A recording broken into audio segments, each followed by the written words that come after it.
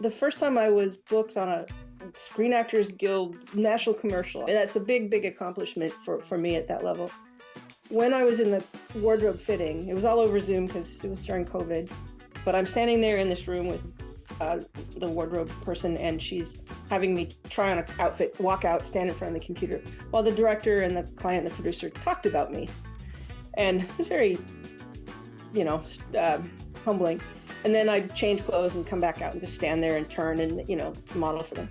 And the director said, well, she's a bit older, so maybe we'll have her wear that other thing instead of this thing. And all he was really referring to is I was a bit older than the lead. I was a supporting role. So I should wear the clothes that are less, the more grandma clothes. I'll just put it that way. And I stood there waiting to be crushed. Like, they think I'm old. And then I realized I'm waiting for that. Oh God. And it didn't happen. And I thought, they know exactly how old I am. And they cast me. There was 1,000 people submitted for this role, and I was the one they picked. And they know exactly, they don't know my age, but they know what I look like. And if this is what gets me work, like you said, I am my age. I don't look younger than my age. I don't look older than my age. I am my age, and I look my age. And they think that too, and that's why they hired me. Hello, you are listening to the Late Bloomer Living podcast. It's season 4, and here we are still reimagining, rethinking, and redefining what it means to be in midlife and what's possible as we age. We are gathering energy, momentum, and excitement for our next chapter via candid conversations with other midlifers about their own pivots, pitfalls, and triumphs. I'm Yvonne Marchese, your host, and I'm so happy you're here. I created this podcast to give you inspiration and let you know you're not alone in feeling stuck in midlife. Both men and women are welcome here, but if you are a woman, I also invite you to join the Age Agitators Club for Women, where we come together monthly to hatch our plans for making waves as we age. Being part of this community for women will remind you on a regular basis that you're not too old, and it's never too late to do that thing you've been thinking about. You can find more information at latebloomerliving.com/community, and I hope to see you there. Hello, my friend. Oh my goodness. I'm so excited today. I have a very fun guest for you to close out our last episode for 2023. Dudes, wow. 2023, where did it go? Seriously, where the hell did it go? Anyway, it's been an incredible year. It's been a challenging year, not gonna lie. Lots of stuff going on and lots of exploration of who I am and where I'm headed and all the things. And I can't even speak to those things yet because I'm still trying to figure stuff out, honestly. But that's really what Late Bloomer Living is all about, is figuring out what the next part of our journey is without limiting ourselves to ageist limitations. So, I'm on the journey with you, my friend. But I'm so excited to introduce you to today's guest. Her name is Janice Laurel Baker, also known as Janice the Actor. She started acting professionally after a 20-year career as a veterinarian and Army officer. She is known for her improvisational and comedic style, but she also has the distinction of being murdered and playing the body multiple times on television crime shows. She says, well, because you have to start somewhere. I first came across her on Instagram. I don't even know how this happened, folks, but I was scrolling the feed, and I see this woman talking directly to the camera, and she's sitting in her car in the dark. And I was instantly intrigued. And basically she was on a television set, and she had a break And so she went to sit in her car, and she was just recording a little thing that said, "Hey, I'm on set and I'm doing this thing." And then she got cut off and she had to go real quick because they weren't allowed to have cameras on set. So it instantly like just made me laugh. That here was this rule breaker doing this thing. I started looking into all of the other things that she'd posted to Instagram, and it's all this behind the scenes stuff of her life, doing the acting thing, auditioning and putting in, self-taped auditions and all kinds of stuff like that. So I just love her realness and her sense of humor and the way that she is approaching becoming an actor and pursuing this career later in life, and with just kind of like this playful curiosity about where she's going next. Anyway, I cannot wait for you to meet her. So without further ado, here's Janice Baker. Let's go. Hey, Janice, thanks so much for being with me today. Thanks for having me. I have been watching you on Instagram for a while now. I saw one of your videos. You were recording yourself on your phone in your truck, and then you were like, "Oh, I've got to go. They're coming." And because you weren't supposed to be recording on set or something like that. Right. It was hilarious, and it just instantly drew me in to your world, which is Janice the actor world. And then I just took a deep dive from there, like, who is this? What is she doing? And I love that you've just started acting, right? And how old are you, if you don't mind me asking? I just turned 61. You just turned A couple 61. weeks ago, yeah. And when did you start acting and auditioning and really getting out there? I acted a lot as a kid, in community theater in school and all that, and then in college a little bit, in school theater. And I was for a job, I was an extra, a background artist in San Francisco Bay Area while I went to college, and a little bit in veterinary school. And so I didn't, for years, I gave it up. I became a veterinarian, and it's been about 6 years now. I was really looking for a hobby. I'd just gotten out of the Army, was really lost, didn't know who I was, if that makes sense.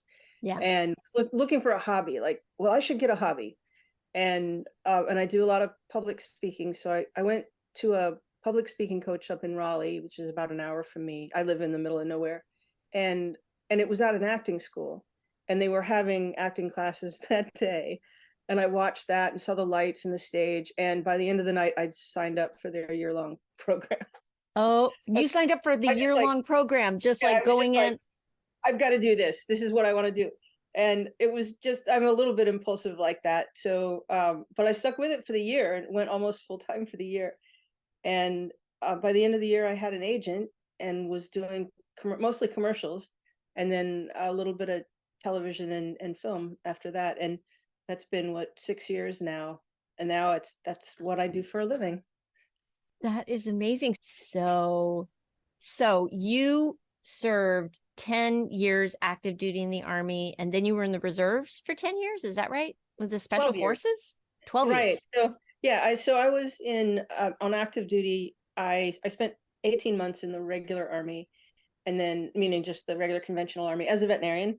And then I was selected for special operations. So there's a difference between special forces means Green Beret. That's something different. That's a specific kind of unit, a specific kind of training. Special operations means the bigger picture of special ops. So I did that, and I did that for 10 years, but primarily as a veterinarian and taking care of dogs, a lot of dogs. And then as you get higher in ranking, it doesn't really matter what your medical specialty is. You can be in charge of a big medical unit. So I was in charge of a unit that was responsible for designing these huge medical training exercises. So imagine like the ones they have in town where there's the fake bus that's turned over and everybody's got the fake blood on them and everybody has a role. So I was in charge of those, but they were military. So helicopters and explosions and guns and all this crazy stuff. Wow. Which was, when I got out, I realized was just like a movie set. Yeah. It's just like seeing a movie, a film.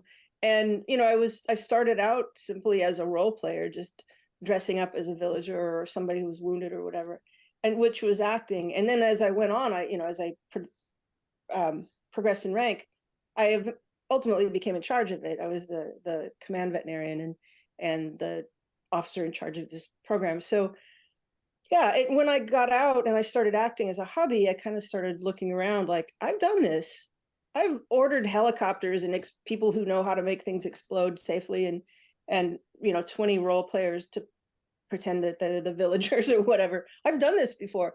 And so that just rolled into filmmaking. So now I'm, in addition to acting, I'm directing a little bit and producing projects as well. And that's, I'm very low on the hierarchy of that. I'm just starting that.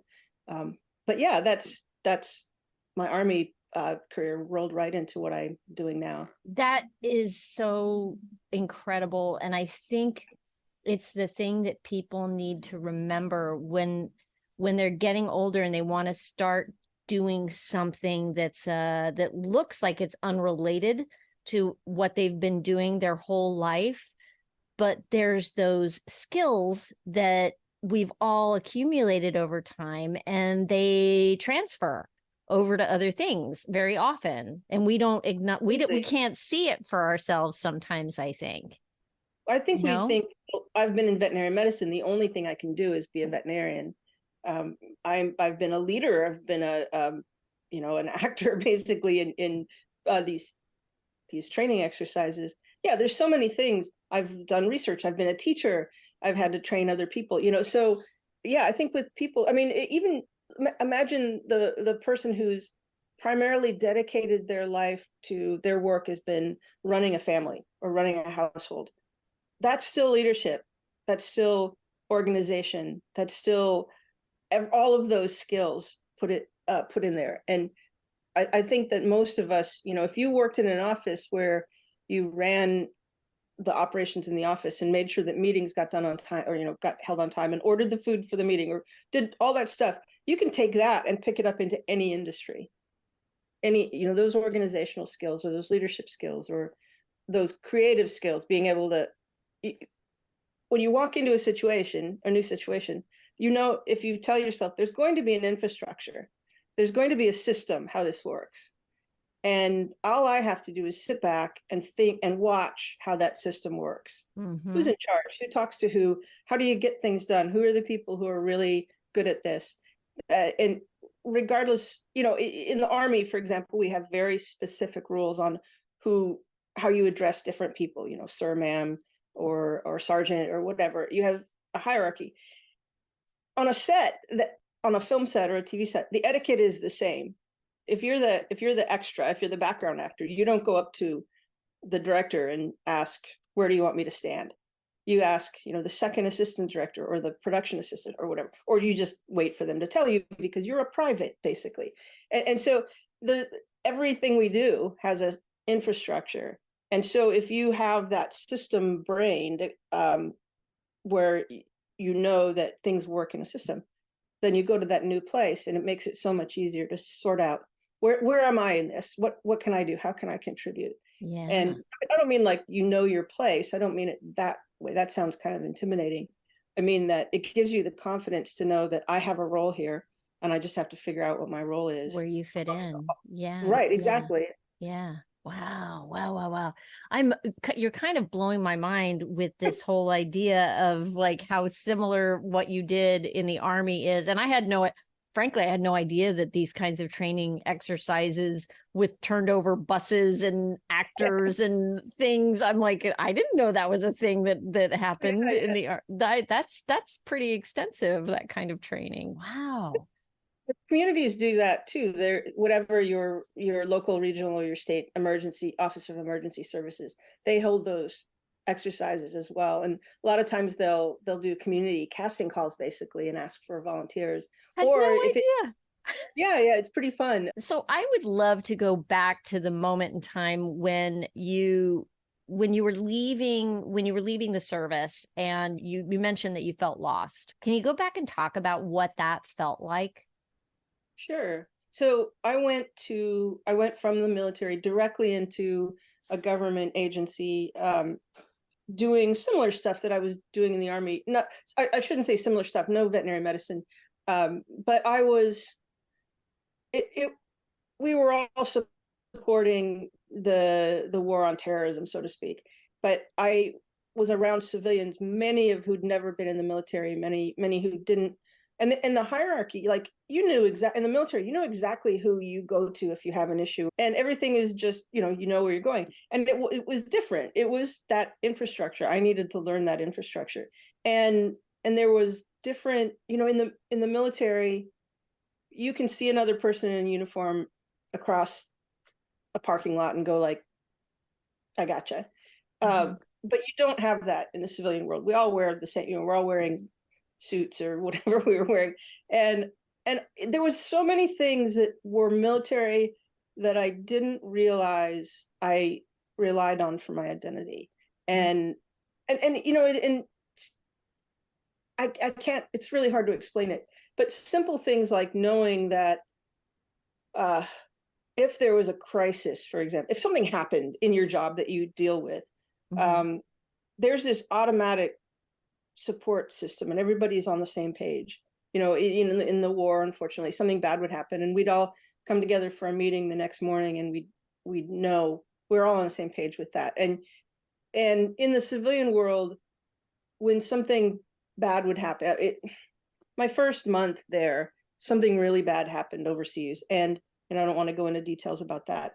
And I was just like, all right, let's fix this. Let's get everybody let's get in the meeting, and this is what we need to do. And people were melting down, and I was really frustrated with, like, why are you so emotional over this? This is what happens. Get your act together.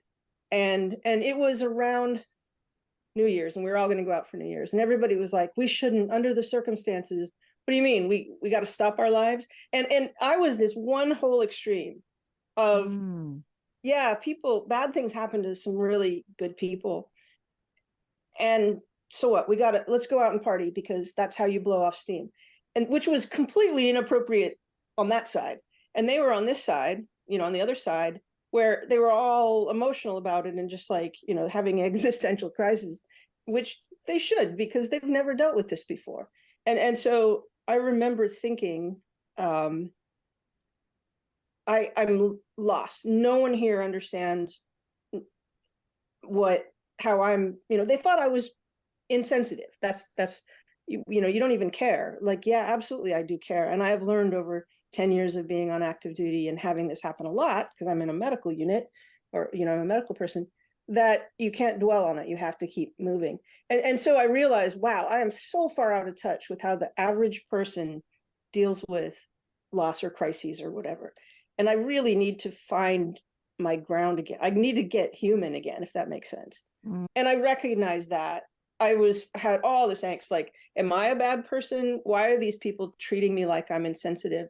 They think I'm, and this is something this was very tough for me. If you were a younger male, we had a lot of younger military men that got out after 5-6 years and came to that office.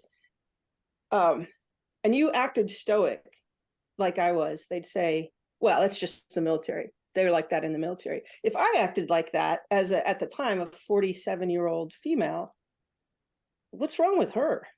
Yeah. And there, I have been complete chased double out of standard, right? Double standard. I won't say I've been chased out of it because I stood my ground. I was at a grocery store parking lot local to us here, and they have the signs that say veteran parking only. And I've had people come up to me and say, that's for veterans. And I said, yes, it is. And then I just watch their little heads, freak out while they figured out, oh, you're a veteran. Like, not for your husband. My friend Kat Corchado has spoken about having exactly the same experience. Oh, yeah. She's an Air Force veteran, and she has exactly the same experience, parked in veteran parking, and somebody tried to call her out for it, and she was like, right. But they see me as a female, and especially an older female. And people have taught, I've talked to, they say, well, you don't really look like a veteran. Well, what does a veteran look like? a young male, big, strong guy. Exactly. I mean, We have so many shortcuts for the way we label people, think of people, categorize people. This makes me think of something unrelated to the military question that we're talking about right now, which is just the code of, well, what does a 55-year-old person look like? What does a 61-year-old person look like? They look like they're like, if somebody were to look at us and decide, oh, you look young for your age, you look old for your age, there's all these decisions being made. It's like, no, I look my age because I am my age. And this is exactly what my age looks like, because that's the fact.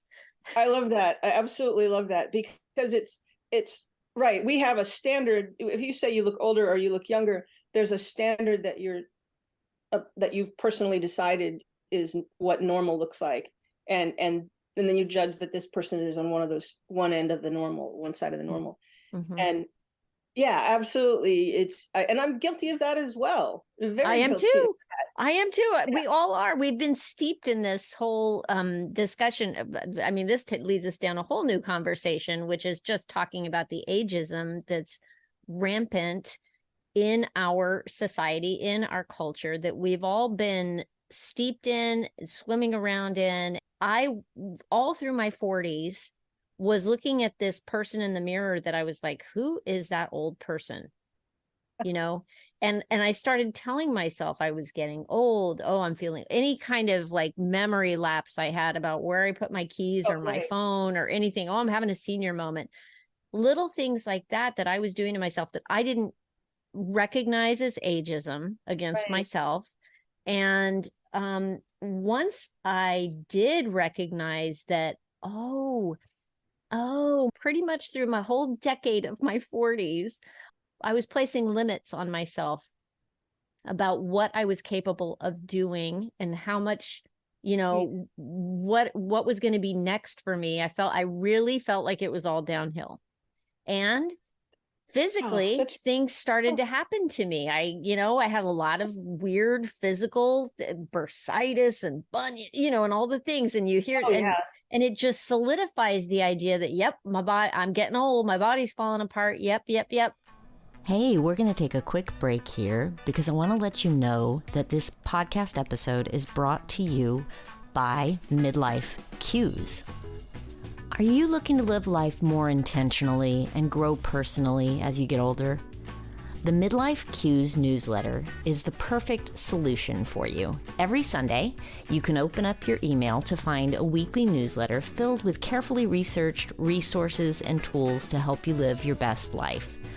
It's written and published by Lou Blazer, who left a successful career in corporate America and now focuses on helping midlifers be truly happy and feel fulfilled in the second half of their lives. You can subscribe today at midlifecues.com. I remember, so I went to veterinary school when I was 33, I think 34. I turned 34 right after we started. And I, at the time, that wasn't old to me at all. I mean, I was 30, in the prime of my life. And I knew that I was going to be 10 years older than most of my classmates. At least that's what I thought. And just because if you go right to college and then straight to veterinary school afterwards. And I remember in the interview, they asked me about my age, not my actual age. What they said is, you've had a lot of experiences. What brings you here now? This is like your third career. I think what they're meant to say is, you don't spend a lot of time doing any one thing. What makes you think that you're going to spend a lot of time with this? Like, we want to get people. I think maybe that's what they wanted, but they mentioned the word age. And that, of course, instantly set my hackles up. But my answer to them was, well, I figure, if I start now, I'll be 36 when I graduate. I'm going to be 36 regardless of whether I go to veterinary school or not. I might as well have a really good degree and career ahead of me at 36. And they liked the answer. And I think all through my life, because I didn't really get my life together at first. I was training horses and having fun and not really paying attention to my future, chasing a boy around the world. And and I went to junior college at 23. And and then I went part-time, and then eventually I went to university. And so by the time I went part-time, it took me 11 years to get through my undergrad degree. But I was so whatever I did, whether I was on the softball team at the junior college, an extracurricular softball team, I was 10 years older than everybody I knew. I was always 10 years older. I got in the Army, I was 10 years older than my counterparts, the other captains that we came in basic training together, and the officer basic training. And so I was always the old lady.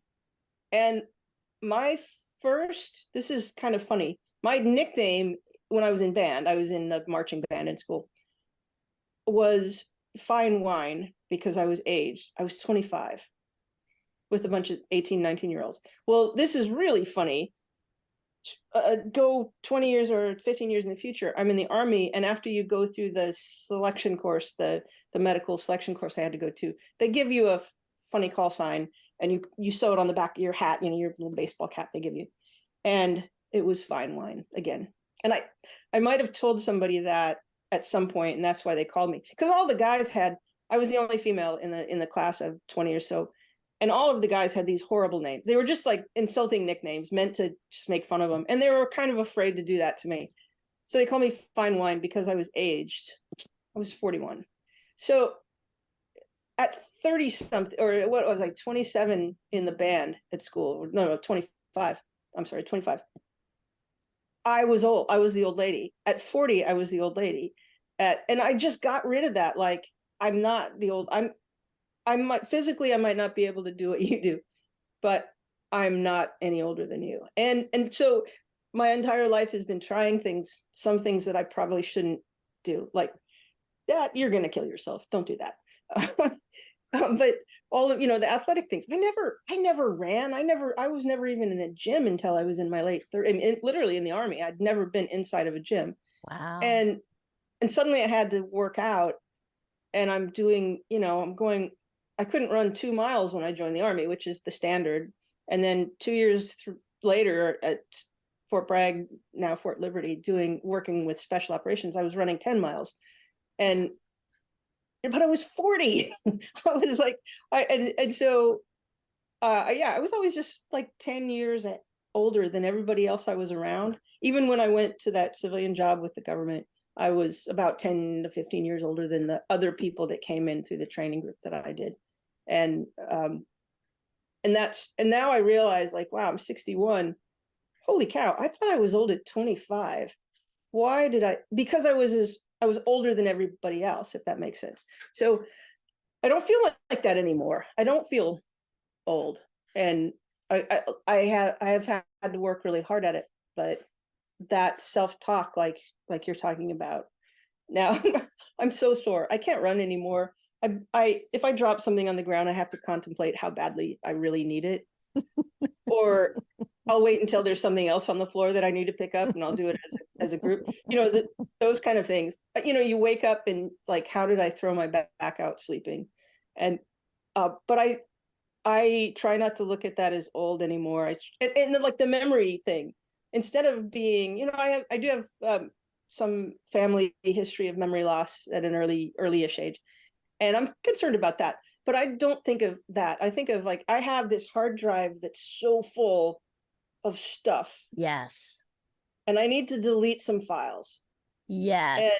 And, I am with you. Yeah. Yeah. And it's how we talk to ourselves. When you tell yourself that something is because you're getting old, I just feel like it's a surrender of power, to tell ourselves things Absolutely. Like that. And here you are, you're such a great example. It's like, you decided I wanted to do this thing. I signed up for the year-long course. Boom, you jumped in, you did it, you started. A year later, you've got an agent. Now you're producing your own film. That's amazing. Right? Well, I think that some of the realization, I'll back up just a bit. One thing is I have never worried too much about my looks. And that sounds like I don't keep, like I let myself go. I don't mean it that way. That's never been a priority to me. I want to look nice. I want to dress nice. I want, my hair to look nice. And it's nice to be called it if somebody comments on you being attractive. That's nice. But that's never been my priority. I've always been a brainiac. My accomplishments and my creativity is way more important to me. But just about 3 years ago, I used to get auditions for things like the cop or the detective, and I don't get those anymore. I get grandma. Last 2 months, I had the best 2 months in commercials, 3 commercials in 2 months or in 6 weeks, which are great. And one was as a cancer patient in a hospital, and the other was for a Medicare commercial. And the last one I played a grandma. And so when I embraced my age, like it's okay. For example, my hair is just starting to get gray. I've tried to let it go gray. It's not gray enough to be silver, so I haven't done that. But I don't get a lot of parts because I don't have gray hair, and I'm too old to play the cop anymore. And I'm in this little thing. But the first time I was booked on a Screen Actors Guild national commercial, and that's a big accomplishment for me at that level. When I was in the wardrobe fitting, it was all over Zoom because it was during COVID. But I'm standing there in this room with the wardrobe person, and she's having me try on an outfit, walk out, stand in front of the computer, while the director and the client and the producer talked about me. And it was very, humbling. And then I'd change clothes and come back out and just stand there and turn and, model for them. And the director said, well, she's a bit older, so maybe we'll have her wear that other thing instead of this thing. And all he was really referring to is I was a bit older than the lead. I was a supporting role. So I should wear the clothes that are less, the more grandma clothes. I'll just put it that way. And I stood there waiting to be crushed. Like, they think I'm old. And then I realized I'm waiting for that. Oh God. And it didn't happen. And I thought, they know exactly how old I am. And they cast me.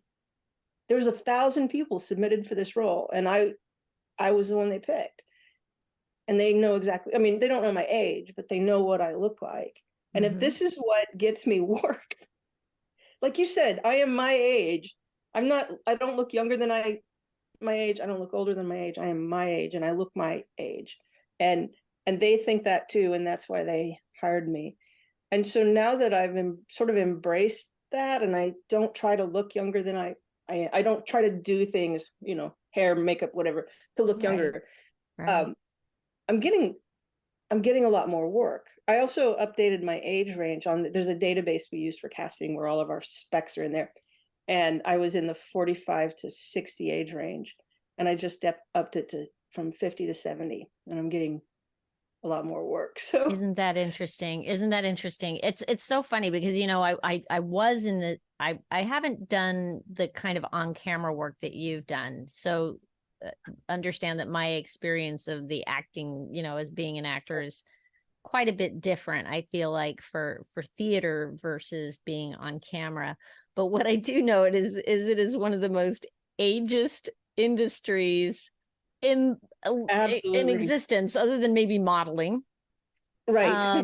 But being an actor, it is this thing where you have to separate yourself from the experience of the audition and that experience of somebody talking about you as a component of a story that they're trying to tell, that it's not personal, that it is that they have a way that they want to tell their story. But boy, what a thick skin you have to develop in the industry that you're in right now, when to be able to separate yourself and be strong in yourself. And I think that's what I think probably comes through with the Instagram series that you mentioned, is that the way I kind of survive that, the thick skin, is to take myself out of it. It's not personal, and look at it from a sort of a silly sort of way. I play primarily goofy, the crazy cat lady, the nosy neighbor. What has been your experience since you've been doing this? And as you said, you've always been, really, even before doing these films and these student films, you've been, in quotes, the old lady. So you've been in intergenerational relationships really your whole career. And then how is that different now? Do you feel like those intergenerational relationships, do they have legs? Have you stayed in touch with anybody? Have you learned from those younger people? Yes, I have quite a bit. So something I just wrote, we're going to film it next 3 weeks, 3 or 4 weeks from now. And it has two kids, a 12-year-old and a 17-year-old as the leads. And I have a friend who's about 22 years, 23 years younger than me, who's also a filmmaker. And she's great. She bridges that gap between younger people and me, right? And I wrote the first draft, or one of the first drafts, and I sent it off to her to look at. And the first comment she said is, kids don't talk like that. You've written these kids to talk like a 60-year-old woman. And I was like, chop it up, do what you need to do. How would they say it? And everybody does that. We tend to write more formally than we speak. And so every first draft, we have to chop up the dialogue, and people don't, when we write, we tend to not write like we speak. So you have to have people read it and listen to it and make revisions. But that's a common thing. And so when I worked on a series of workshops at the studio last year and the year before, where we produced short films, and I was the director, and so I would, they'd get this script, and I was usually part of writing it, and they would tell me, like, I wouldn't say that, and I'd say, okay, tell me how you'd say it, and I think that how would you say it? And then I would, maybe we'd compromise on it, or I was like, yeah, just do that. And I think that gained a lot of trust, that, because let's just go back to what we were talking about before. If somebody comes on set and they see me, I'm this older, 60-something-year-old, slightly overweight woman who's really goofy, and I'm serious when I'm working, but I'm pretty lighthearted and make fun of myself all the time, as you've seen in those videos. And, I walk with a limp, I broke my ankle, and I just look like I'm like, who is this lady? And so I sometimes have to work a little harder at getting the confidence of the people who are working for me than, say, a handsome young man. Or same thing in the military. If I get up to talk about what I did in the military, about medical training, I have to, work harder to prove, you need to listen to me. This is why. Once they get to know me, we're all good. But I have to come in and really show, I know this is a production we're doing about younger people, and I'm not a younger person, so I'm going to trust you to bring that character to life. And same thing with acting, because They probably really appreciate that, because I think so often older people want to impart their wisdom. Let's just say, right? And you right. get kind of like that top-down power dynamic.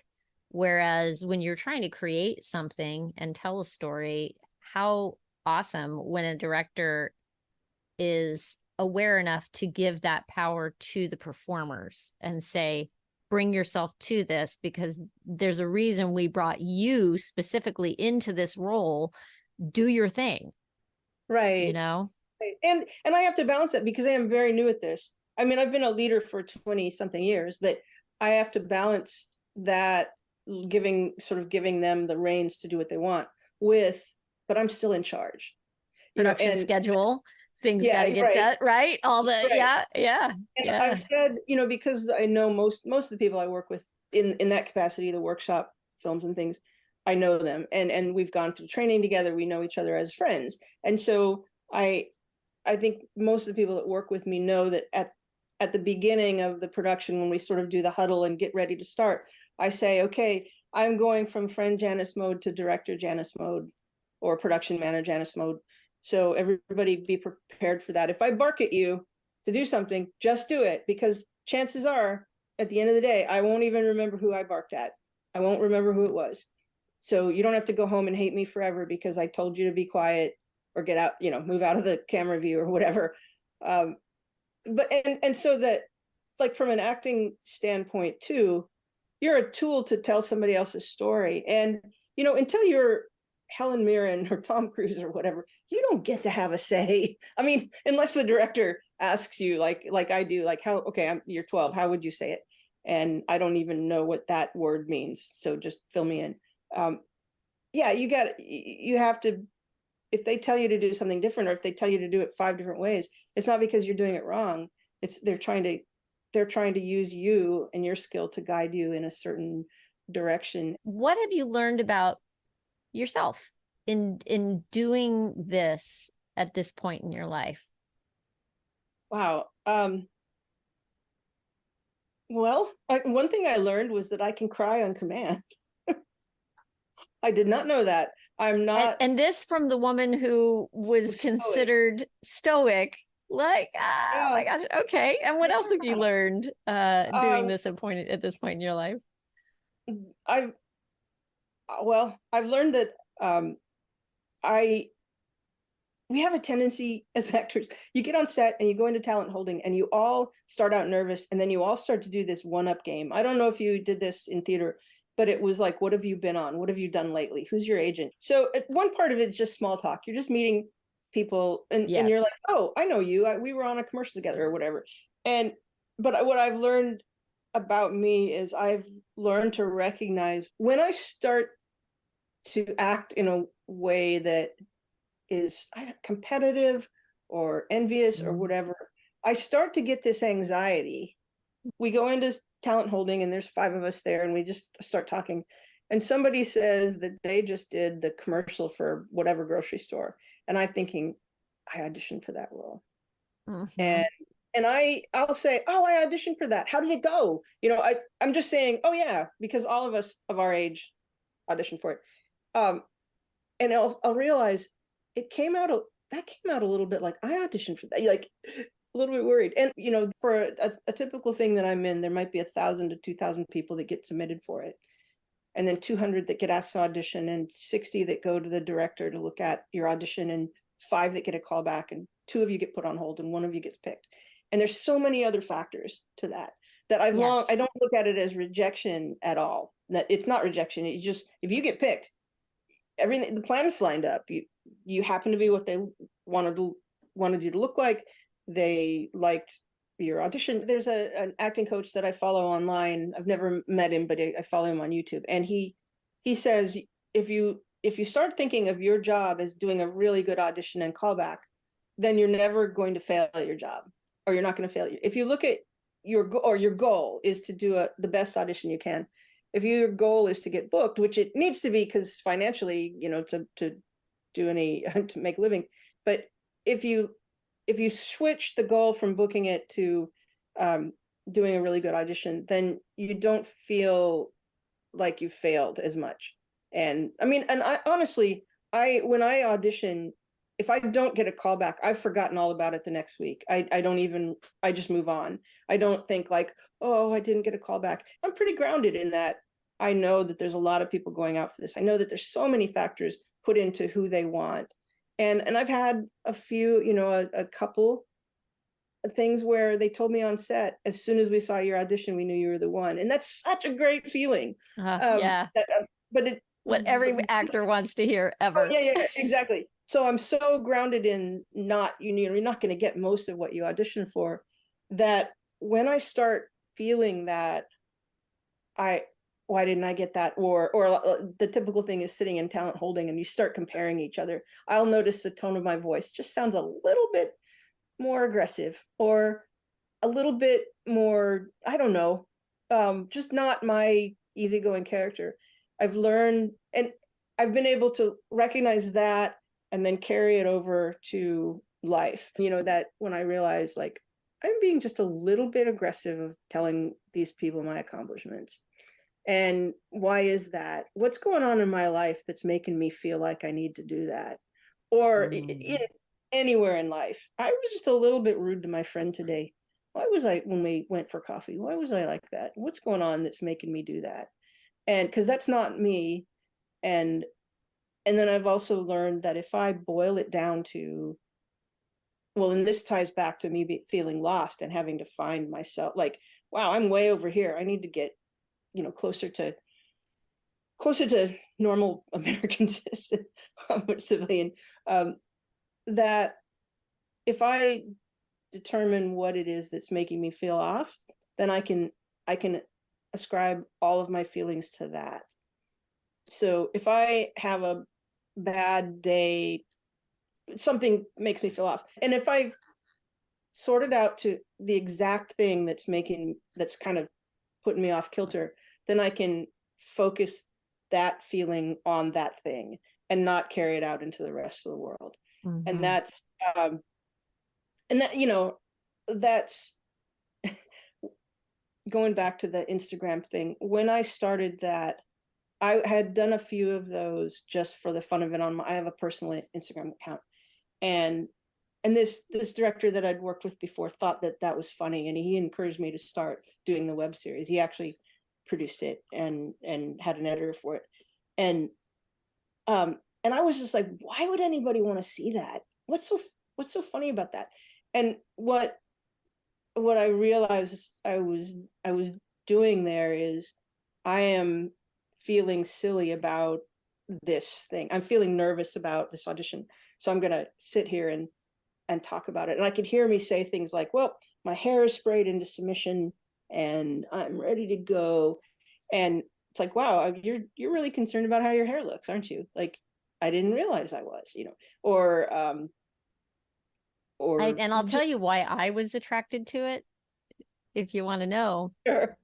I think the reason you've garnered a following on Instagram for this is because it takes something that most people don't get to see every day. The actual a human being doing a thing that most people don't do or get a chance to do, and there you are living your life and showing us your prep work, your behind the scenes experience, Janice's individual unique story of being an older actress, doing what you're doing and not taking it so seriously, which is great. And it's just very human. It's just a very human story, and it drew me in, and I'm going to assume it's doing the same thing for other people. I hope so. Because you hit it on the head there. It's not taking myself too seriously. There are a lot of actors my age included that are worried about like making it, or worried about whatever, we worry about stuff. That's what we do. And I'll raise my hand right here. When I was in the business and I was trying for it, I took it all so seriously. I just got so much in my own way by taking it so seriously. It was like, if I had your outlook on this, which is I'm a part of a thing that does a thing, and I'll step in and do my thing and walk away at the end of the day. I can't imagine what I might have been able to accomplish with that attitude, Well, I wish, I think this is for all of us. When you're 30-ish, I think I started thinking I knew it all when I was about 35. And then by the time I was 50, I realized that wasn't true. But I wish that... Now I'm convinced I don't know anything. Right. I wish that I had the confidence that I have now. The confidence, the grounded confidence versus the false confidence. Yeah. This is like taking you on such a journey, right? And still so much more to happen. Like you're directing and writing and producing your own work, and using everything that you've done in your life before to all those skills are all coming into play now. I'm so excited for you. We should direct people to your Instagram so that people know where to find you and go see these gems that you're putting out there. It's at Janice the Actor, all one word, JANICE, and then the actor, at Instagram. And that's I do a little Facebook, but not really anymore. I guess Instagram is the big place to find me. And I have a YouTube channel that's the same thing, same address. Although I'm not very good about posting stuff on there. And we'd taken a break. We ran 2 series and then we took a break, and I just posted the first thing of the new series yesterday. I don't know if you saw the raccoons. I have a family of raccoons that. Okay, I've got to go look. I gotta go. Yeah. I gotta go get the update. That's great. I have a family of raccoons that come up. I feed a stray cat, a feral cat, on my porch, on my deck, and so of course the raccoons come to get in on that. Oh my gosh, Janice, thank you so much for being with me today. It's been such a great pleasure to talk to you. Oh, you too. Thank you so much. It's wonderful. Well, there you have it. Oh my gosh. I loved talking to Janice. I hope you enjoyed the conversation as much as I did. And, you know, I love that she was always considered the old lady. Fine wine. I love that. I think we should all start referring to ourselves as fine wine. So, love it. I want to wish you a very happy end to 2023. It's been a year, hasn't it? It's been a crazy year in the world with all the things happening. And sometimes it gets heavy. But I wish you joy and lightness in the middle of whatever's coming up for us in 2024.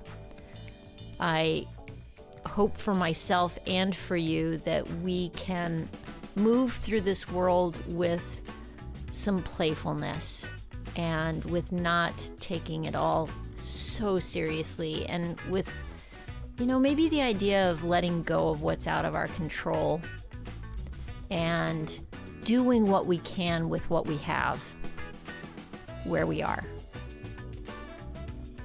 I wish that for you. I wish that for everybody. Let go of the stuff that's not in your zone and think about what you really want and what's next for you, and playfully take some action towards it. How about that? How about that as our plan for 2024? That's what I'm aiming for, my friend. And I just want to thank you for being on this journey with me. Yeah, thank you. Thanks for coming along for the ride. Looking forward to the next year. In the meantime, I'll be back in another week as we round the corner into 2024. So in the meantime, I hope you have a fantastic week. Stay safe and well. Talk soon. I feel like I should play like one of those Happy New Year horns.